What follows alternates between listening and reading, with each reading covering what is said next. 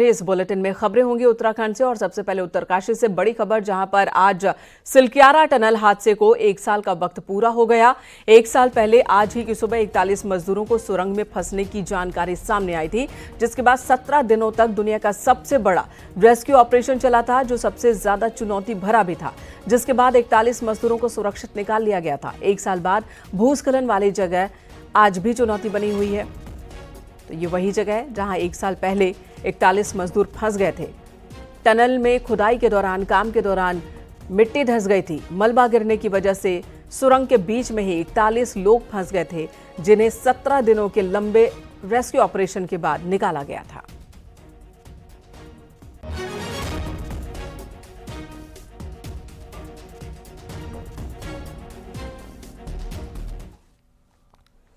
उत्तरकाशी के सिलक्यारा टनल हादसे को 1 साल हो गया, लेकिन आज भी टनल साइट पर मलबा पड़ा हुआ है और जो काम होने थे वो अब भी अधूरे हैं। ऐसा क्यों है, ये भी हम आपको दिखाते हैं।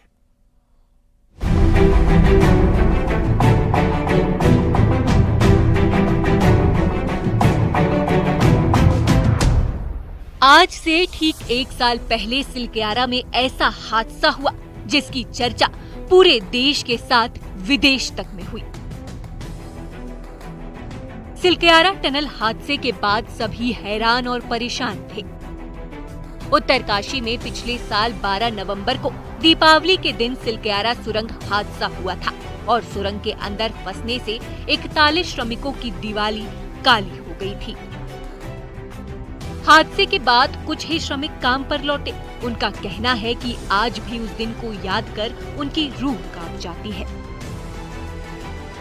वो उस दिन को याद नहीं करना चाहते, क्योंकि 17 दिनों तक 41 श्रमिक जिंदगी की जंग लड़ते रहे और 17 दिनों के बाद सभी मजदूरों को टनल से बाहर निकाला गया। जब सूचना प्राप्त हुई थी तो उस समय लगा था कि ये कुछ ही घंटों या कुछ ही दिनों की बात होगी, लेकिन जिस तरह से रेस्क्यू ऑपरेशन आगे चला, तो ये बहुत ही बड़ा ऑपरेशन, ये अभियान बना, जिसमें कि देश ही नहीं और विदेश की एजेंसियों को भी सहयोग लेना पड़ा और जिस कारण ये संभव हो पाया कि जो अंदर 41 लोग जो फंसे थे उनको सकुशल बाहर निकाला जा सके। सिलक्यारा सुरंग हादसे को 1 साल पूरा हो गया है, लेकिन 1 साल बाद भी भूस्खलन का मलबा पूरी तरह नहीं हट पाया है। करीब 65 मीटर दायरे में गिरे मलबे को हटाने के लिए 3 सुरंग बनाई जा रही है, जिसमें से एक आर पार हो चुकी है। वहीं दूसरी आर पार होने के लिए 10 मीटर बाकी है। ऐसे में देखना होगा कि टनल के अंदर से पूरे मलबे को कब तक हटाया जा सकता है। न्यूज़ 18 के लिए उत्तरकाशी से बलबीर परमार की रिपोर्ट।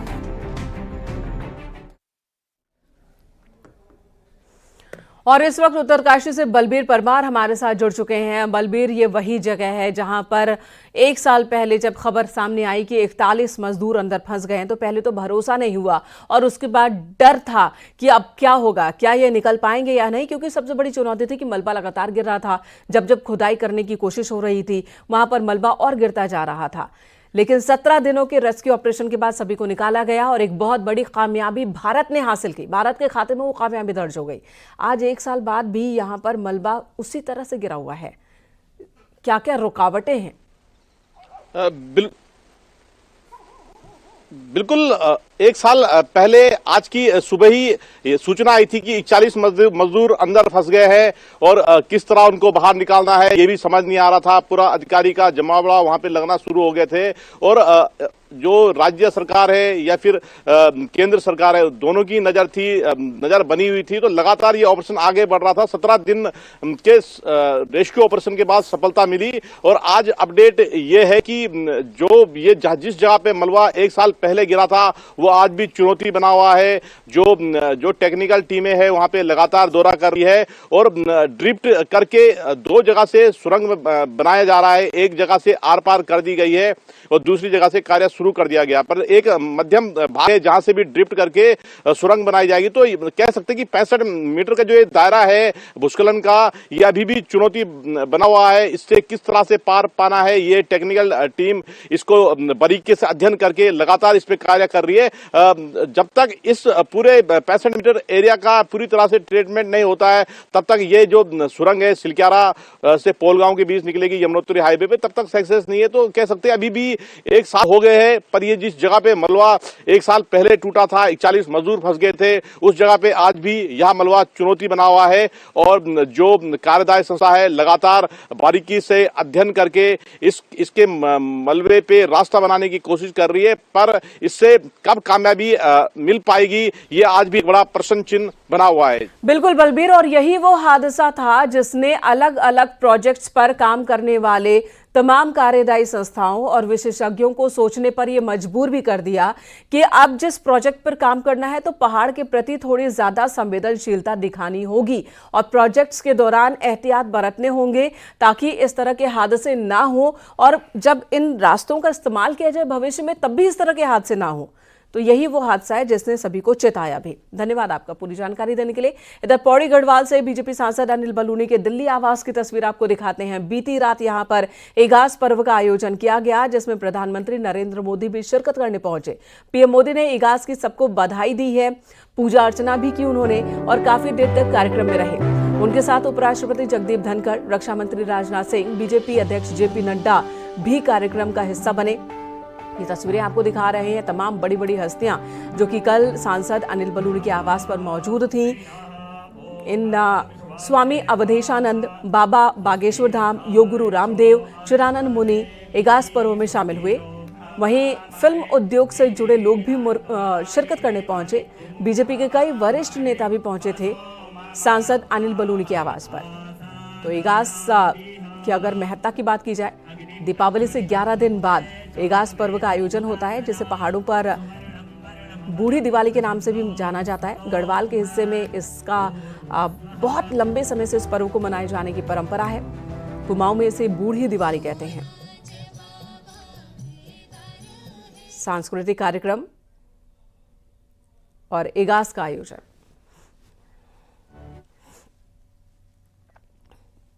कार्यक्रम में शामिल होने के बाद पीएम मोदी ने लोगों को इगास की बधाई दी है। उन्होंने सोशल मीडिया साइट एक्स पर एक संदेश भी लिखा और ये लिखा कि उत्तराखंड में मेरे परिवारजनों समेत सभी देशवासियों को इगास पर्व की बहुत बहुत बधाई।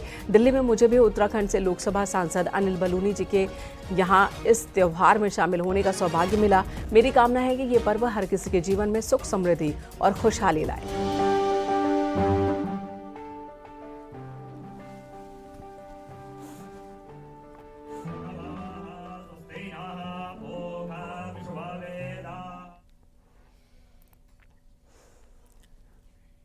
अगली खबर, हरिद्वार में गंगा घाटों पर सोमवार को भव्य दीपोत्सव मनाया गया। मुख्यमंत्री पुष्कर सिंह धामी इसमें शामिल हुए। हर की पैड़ी पर मुख्य कार्यक्रम आयोजित किया गया, जबकि हरिद्वार से 50 से ज्यादा घाटों पर हरिद्वार के 3 लाख से ज्यादा दिए जलाए गए।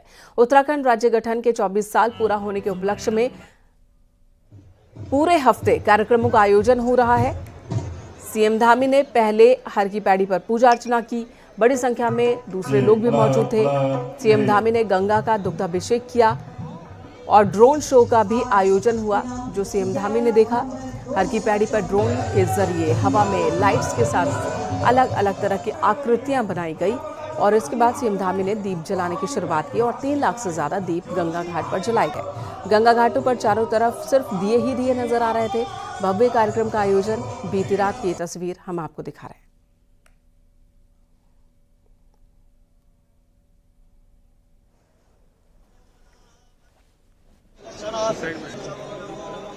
दीपोत्सव के रूप में एक संकल्प लेते हैं कि इन 25 सालों में हमारा राज्य हिंदुस्तान का श्रेष्ठ राज्य बनेगा।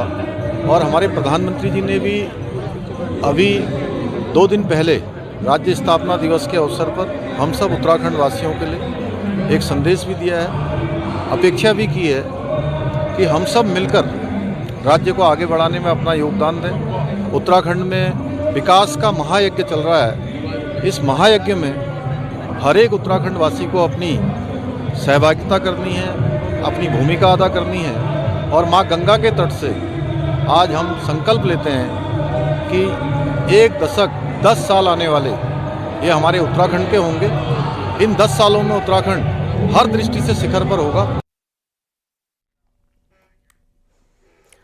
और गंगा घाट पर दीपोत्सव में शामिल होने के बाद अनिल बलूनी के दिल्ली स्थित आवास पहुंचे सीएम पुष्कर सिंह धामी और यहां पर इगास पर्व में शामिल हुए।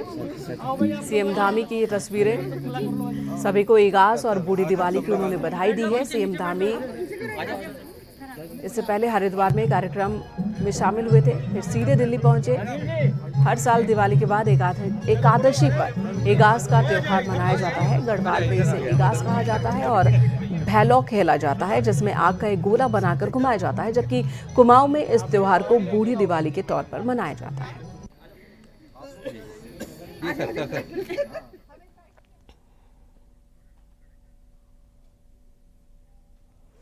उपचुनाव से पहले केदारनाथ विधानसभा सीट पर बहुत कुछ चल रहा है। जिस विधायक शैला रानी के निधन से ये सीट खाली हुई, वोटिंग से 10 दिन पहले उनकी बेटी के घर बीजेपी उम्मीदवार पहुंच गई, और वो भी कांग्रेस नेताओं के पहुंचने के ठीक बाद। आखिर चल क्या रहा है, देखिए ये report.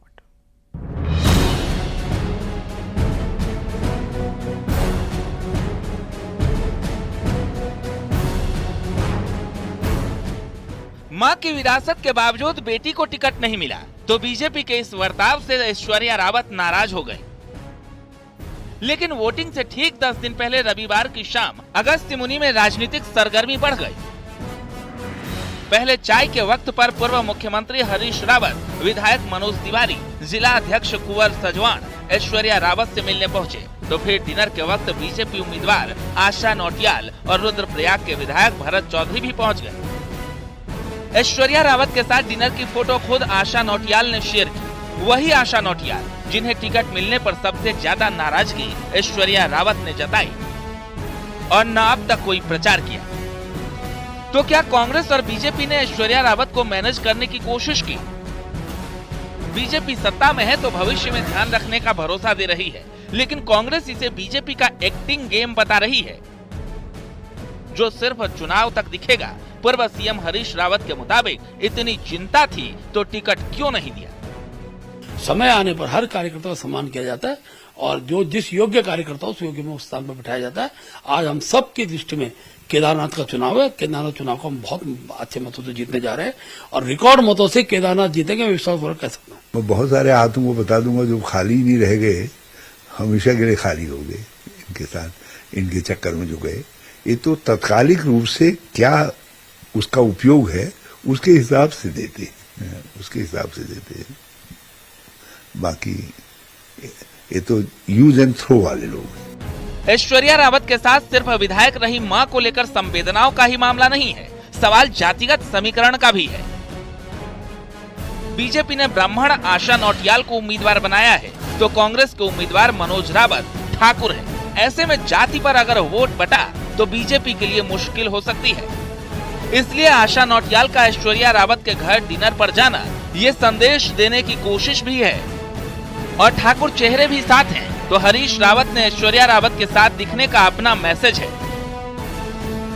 Dipankar Bhatt, news 18, Dehradun.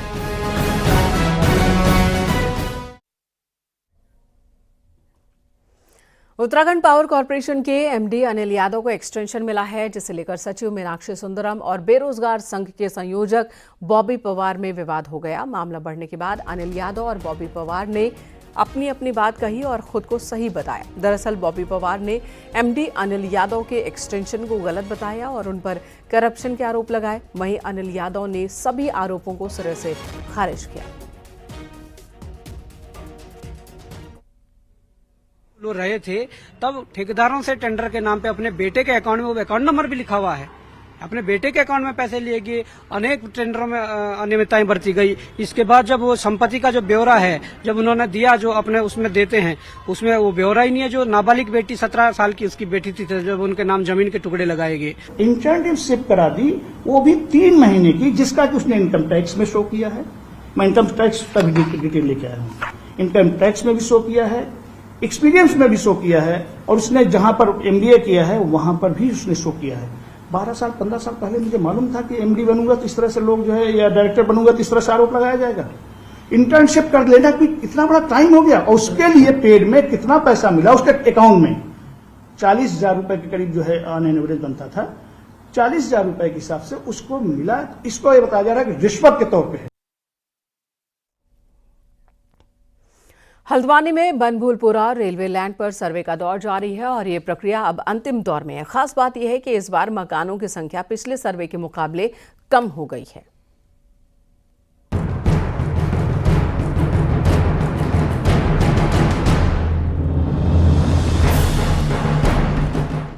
Railway और राजस्व की टीम इन दिनों हल्द्वानी रेलवे स्टेशन से सटे इस बनभूलपुरा इलाके की गलियों में फीता लेकर घूम रही है और ये काम अब अपने लास्ट स्टेज में है। टीमों ने तकरीबन 3,500 घरों का सर्वे कर लिया है और इसकी रिपोर्ट 28 नवंबर सुप्रीम कोर्ट के सामने पेश की जाएगी। देखिए, इसमें माननीय सर्वोच्च न्यायालय द्वारा जो आदेश पारित किए गए थे उसके क्रम में रेलवे द्वारा अपनी आवश्यकता के अनुसार भूमि बताने का काम किया गया है। उसके क्रम में जिला प्रशासन को के माध्यम से इनको सहयोग प्रदान करते हुए उस पर स्थित आवासीय और परिवारों का सर्वे कार्य चल रहा है, जो लगभग हमारा पूर्ण होने की स्थिति में है और हम उम्मीद कर रहे हैं कि इसको विद इन अ वीक पूर्ण करते हुए इसमें जो भी आख्या है संबंधित विभाग को उपलब्ध करा दी जाएगी। खास बात यह है कि पूरा सर्वे डोर टू डोर सर्वे है। घरों की संख्या के साथ ही इनमें रहने वाले लोगों की संख्या, किराएदारों की संख्या, दुकानें, सब कुछ सरकारी आंकड़ों में रिकॉर्ड हो रही है और इसी आंकड़े के आधार पर अतिक्रमणकारियों के भविष्य का फैसला सुप्रीम कोर्ट करेगा। हल्द्वानी से न्यूज़ 18 के लिए शैलेंद्र नेगी की रिपोर्ट।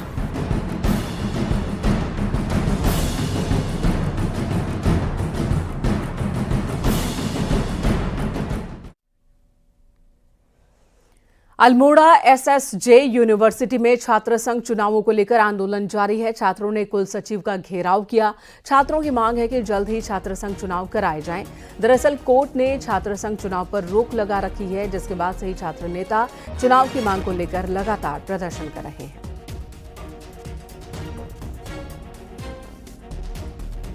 मेरी वजह एज ए रजिस्ट्रार मैं तो केवल ये कहता हूँ, क्योंकि जो कोर्ट से जो आदेश आया है उस कोर्ट के आदेश के जो आलोक में मैं किसी प्रकार का कोई स्टेटमेंट नहीं दे सकता और जो भी इसमें आगे कार्रवाई होगी तो या तो वो माननीय न्यायालय या शासन के से जो भी आएगा हम उसको उस तरीके से हम उसको पूर्ण रूप से क्रियान्वित करेंगे। और पर इसमें विश्वविद्यालय प्रशासन जिम्मेदार है, सतपाल सिंह बिष्ट जी जिम्मेदार है और देवेंद्र सिंह बिष्ट जी जिम्मेदार है। ये लोग केवल और केवल एक आदमी की चाटुकारिता के लिए इतना झुक चुके हैं कि ये चाहते हैं कि पूरे तंत्र को खत्म कर दिया जाए, पूरे विश्वविद्यालय प्रशासन की सारी चीजों को खत्म कर दिया जाए।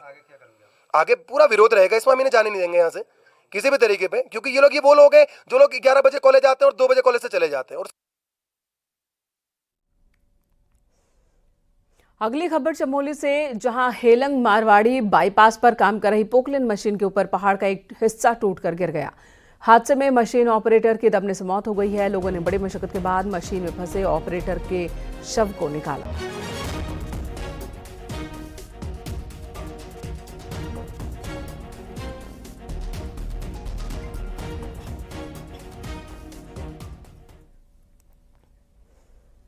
उत्तरकाशी में गंगोत्री नेशनल हाईवे पर रविवार को हुए सड़क हादसे का सीसीटीवी फुटेज सामने आया है, जिसमें साफ देखा जा सकता है कि एक तेज रफ्तार बाइक सड़क पर जा रहे बुजुर्ग को जोरदार टक्कर मारती है, जिसकी वजह से बुजुर्ग की मौके पर ही मौत हो जाती है। बाइक सवार भी नीचे गिर जाता है और कुछ दूर तक बाइक चलती चली जाती है। पुलिस ने बाइक सवार युवक को पकड़ लिया है।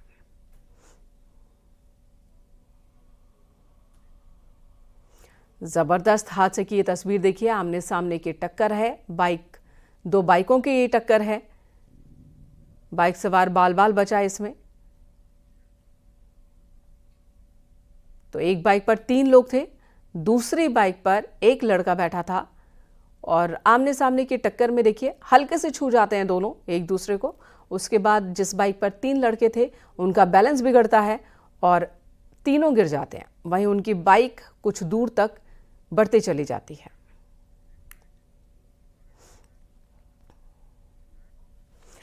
पीएम मोदी के आने के बाद इस साल आदि कैलाश यात्रा पूरी तरह से रंग में नजर आई है। आलम यह है कि इस साल 30,000 से ज्यादा भक्तों ने भगवान भोलेनाथ के दर्शन किए। यात्रा में लोगों का उमड़ा हुजूम जहां बॉर्डर के इलाकों को आबाद कर रहा है, तो वहीं रोजगार के नए दरवाजे भी खोल रहा है। ग्राउंड जीरो से आपको एक खास रिपोर्ट दिखाते हैं।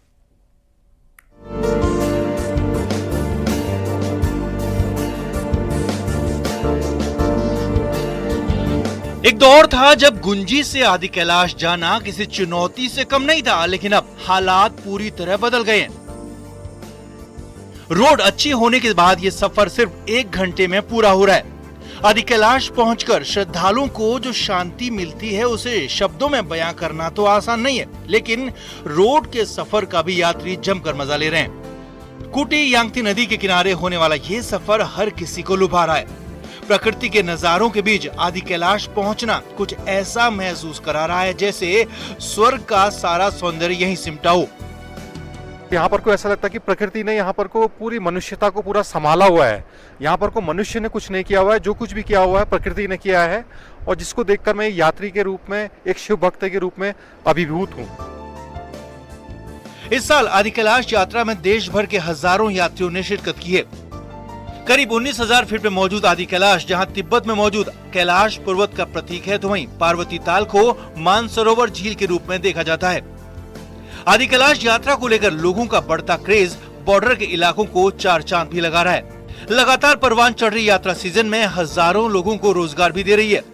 आलम यह है कि धारचूला से लेकर अंतिम गांव कुटी तक हर किसी को कुछ न कुछ फायदा जरूर हो रहा है।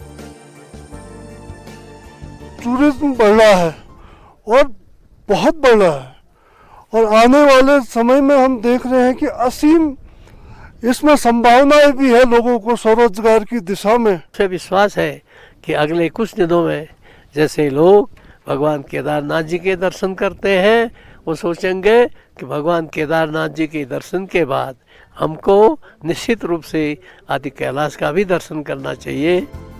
आदि कैलाश कुमाऊं में धार्मिक पर्यटन का सबसे बड़ा केंद्र बन रहा है।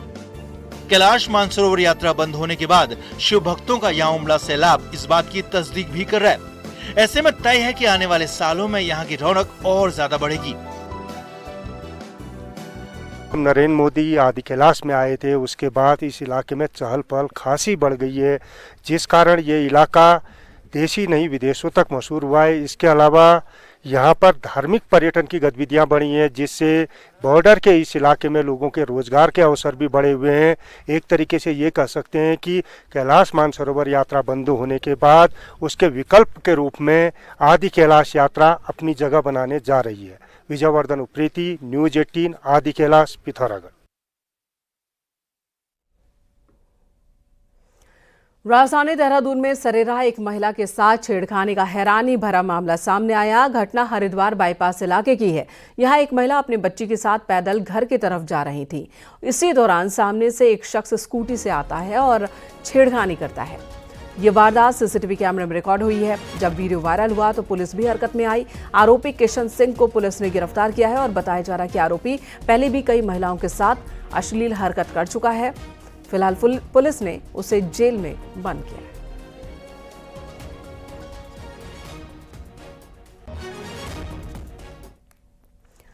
राजधानी देहरादून की ट्रैफिक व्यवस्था का जायजा लेने डीएम सविन बंसल और एसएसपी अजय सिंह ने शहर का निरीक्षण किया। बाइक पर सवार होकर डीएम और एसपी सड़कों पर निकले और महिला सुरक्षा के लिए बने पिंक बूथ, अतिक्रमण, पार्किंग और ट्रैफिक व्यवस्था का जायजा लिया।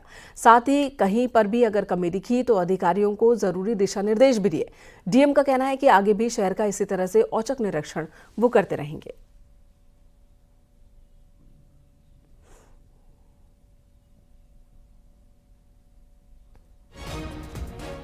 कारगिल, रिस्पना, आईएसबीटी वाला जोन कवर करने का प्रयास किया गया था। इसका लक्ष्य यही था कि हम किस तरह से ग्राउंड पे जो जन सुविधाएं हैं वो मैक्सिमाइज कर सकते हैं, चाहे वो ट्रैफिक नियंत्रण हो।